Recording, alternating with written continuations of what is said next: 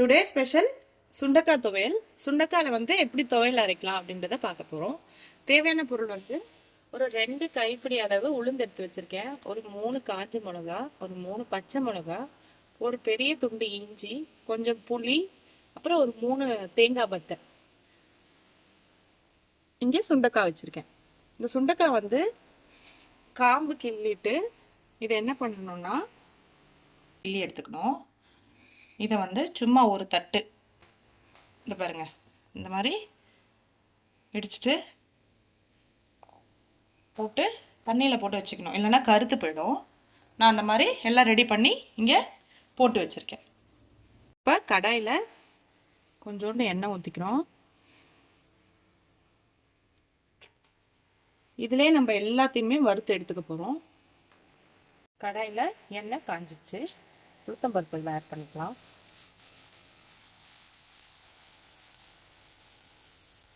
உளுத்தம்பருப்பு நல்லா பொன் நிறமாக வர அளவுக்கு இங்கே வறுத்துக்கணும். உளுந்து கொஞ்சம் கலர் மாறும்போது நம்ம எடுத்து வச்ச இந்த 3 காஞ்ச மிளகாவையும் இந்த இஞ்சியும் இதில் சேர்த்துக்கிறோம். சேர்த்து இதை நல்லா வதக்கணும். நல்லா வதக்குறோம்.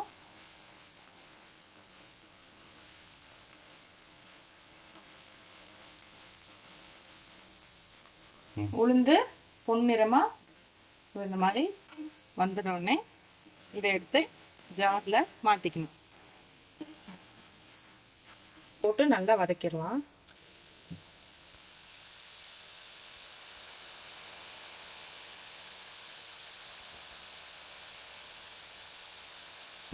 இந்த சுண்டைக்காவை எண்ணெயில நல்லா வதக்கிக்கணும்.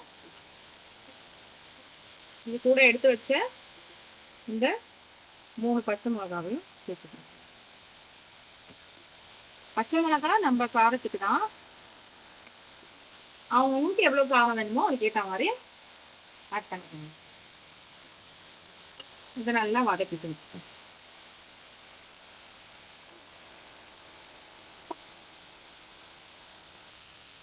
சுண்டைக்காய் நல்லா வதங்கிட்டு பாருங்க. இப்போ ஸ்டவ் ஆஃப் பண்ணிடணும்.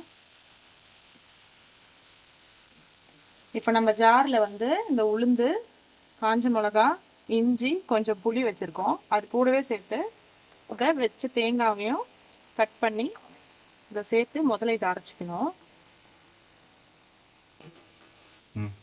தேவையான அளவு உப்பு சேர்த்து இதை நல்லா அரைச்சிக்கணும்.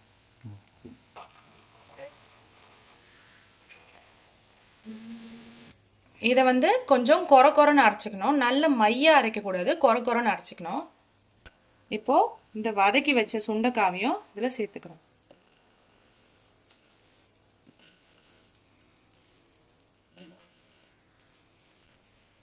இப்போ இதை நல்லா அரைச்சிக்கிறோம். நல்லா இந்த மாதிரி இதையும் கொர கொரன்னு தான் அரைக்கணும். அவ்வளோதான், சுண்டைக்காய் துவையல் ரெடி ஆயிடுச்சு. இது எல்லாத்துக்குமே நம்ம தொட்டுக்கலாம். இட்லிக்கு, தோசைக்கு, சப்பாத்திக்கு, சாப்பாட்டுக்கு கூட நெய் போட்டு சும்மா இந்த துவையல் போட்டு கூட சாப்பிடலாம்.